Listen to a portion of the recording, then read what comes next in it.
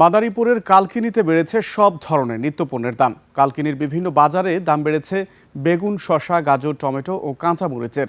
স্বস্তি নেই মাছ ও মাংসের বাজারেও। বড় রুই কাতল 400 থেকে 500, মাঝারি চিংড়ি বিক্রি হচ্ছে 1000 টাকায়।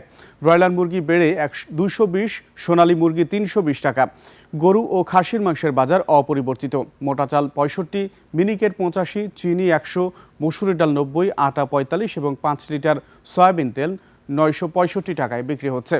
ব্যবসায়ীরা জানান, জ্বালানি তেলের দাম না কমলে সব পণ্যের দাম আরও বাড়তে পারে।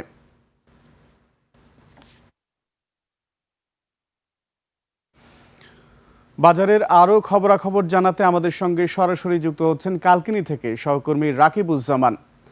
রাকিব, ঈদের আগে বাজার দর এবং পণ্যের সরবরাহ কেমন দেখছেন, আমাদের বিস্তারিত জানান। জি সুমন, আপনাকে ধন্যবাদ। আমি এই মুহূর্তে রয়েছি মাদারীপুরের কালকিনি উপজেলার ভুরগড়া বাজারে। আমি আপনাদের যেমনটা জানাতে চাই, সেখানে হচ্ছে ঈদের কিন্তু আর বেশি দিন বাকি নেই। এই পুরো রমজান মাস জুড়ে কিন্তু এই যে বাজারে নিত্যপণ্যের দ্রব্যের দাম সেটি কিন্তু সহনশীল ছিল না। বাজারে কিন্তু কোনো ধরনের বাজার মনিটরিং আমরা দেখিনি। এছাড়া এই নিত্যপণ্যের দ্রব্যের দাম কিন্তু প্রতিদিনই বাড়ছে। এখানে যদি আমি আপনাদের বলি, কালকিনি যে বাজারটা রয়েছে সে বাজারে কিন্তু বর্তমানে সিম বিক্রি হচ্ছে 40 টাকা, বেগুন বিক্রি হচ্ছে 40 টাকা, গাজর বিক্রি হচ্ছে 40 টাকা।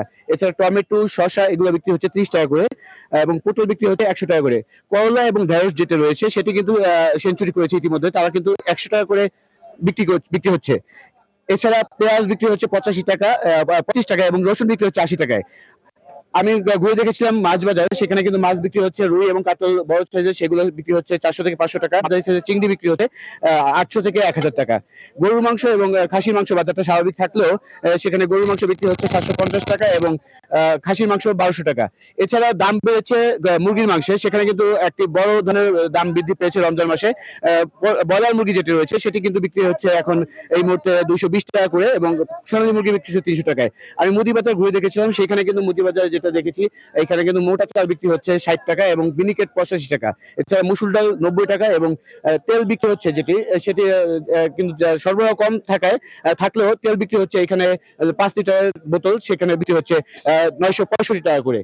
এছাড়া আমি কথা বলেছিলাম ক্রেতা বিক্রেতাদের সাথে, তারা যেমনটা জানিয়েছে যে এখানে কিন্তু রমজান মাস জুড়েই যে দ্রব্যমূল্য ছিল সেগুলো কিন্তু ওঠানামা করেছে, বেশি একটা তারতম্য সেখানে দেখা যায়। 5 থেকে 7 টাকা তারা ওঠানামা করেছে, কিন্তু দাম কিন্তু সহনশীল এখনো পর্যায়ে আসেনি।